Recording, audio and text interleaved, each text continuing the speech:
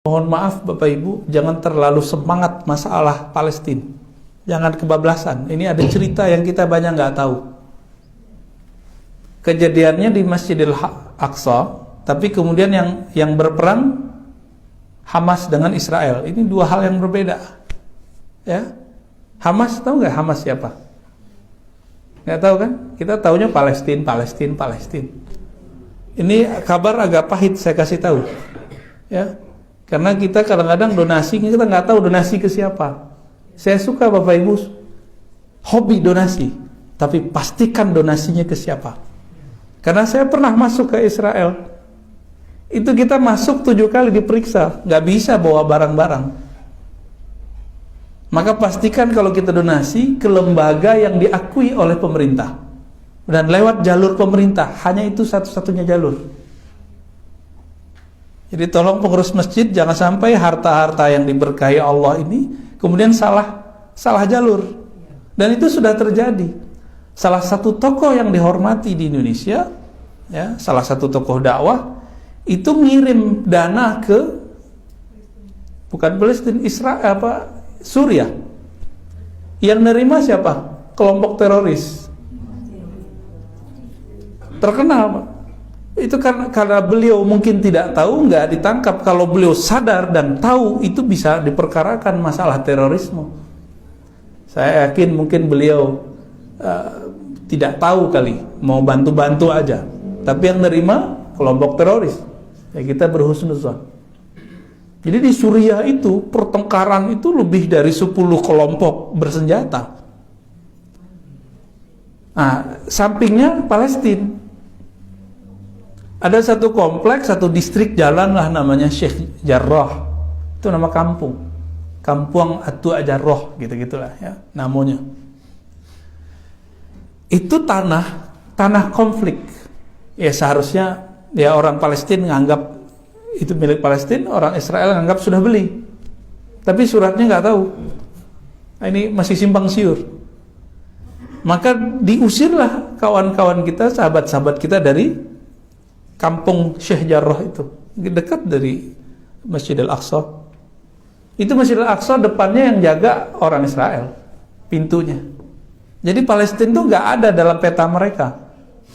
Maka ada kelompok di Palestina yang kemudian membalas sikap Israel itu dengan cara yang sama, menghapus peta Israel dari kamus mereka. Kelompok ini disebut dengan Hamas. Hamas itu bukan di Yerusalem itu, tapi di daerah Gaza. Ya. Hamas itu dulu sempat berpolemik dengan presiden yang lama, Perdana Menteri presiden nyebutnya, Yasser Arafat, presiden ya. Ya.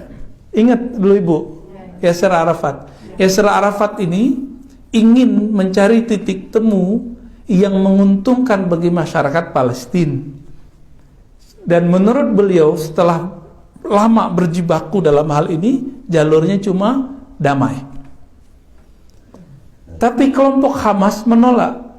Karena bagi Hamas, siapapun yang berdamai dengan Israel berarti dia antek Israel. Nah, ini logikanya sudah nggak nyambung.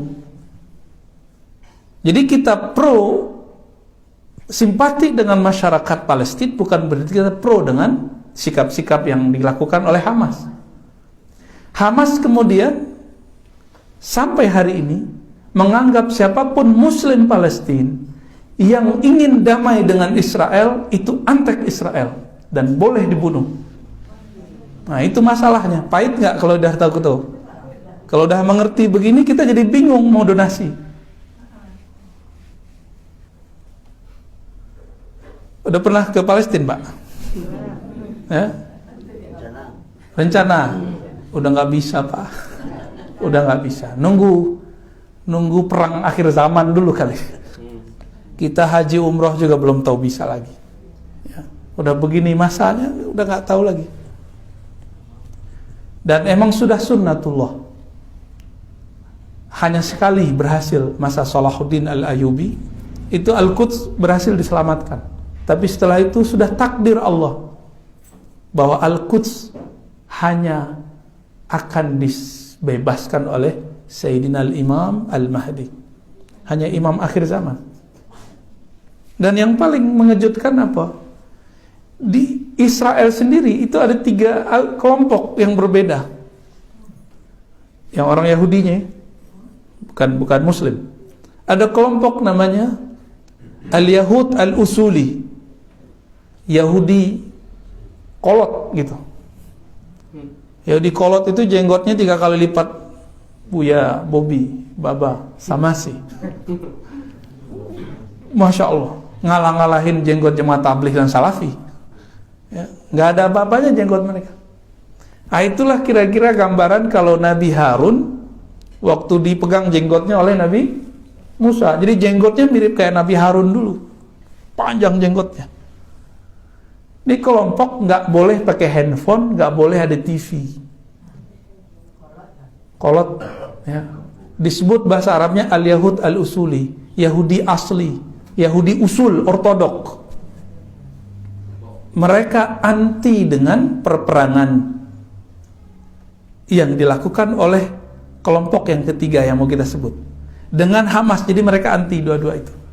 Kelompok kedua, kelompok nasionalis, Syabi, Al-Watani, ya. Masyarakat biasa, masyarakat sipil. Itu Yahudi itu dia bingung dengan pertengkaran itu. Mereka juga pengen damai, dan kita lihat mereka demo setiap hari, setiap minggu. Ya, kalau 2 kelompok pertama dan kedua. Tapi yang paling bahaya kelompok yang ketiga, Zionis. Inilah yang disebut bahasa Arabnya Sahyuniyah.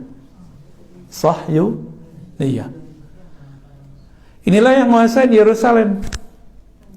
Mereka lah yang bunuh-bunuh saudara kita di sana. Ini bahayanya yang Israel ini, Pak, yang bagian Sahyuniyah, Zionism. Zionis itu sudah pemahaman.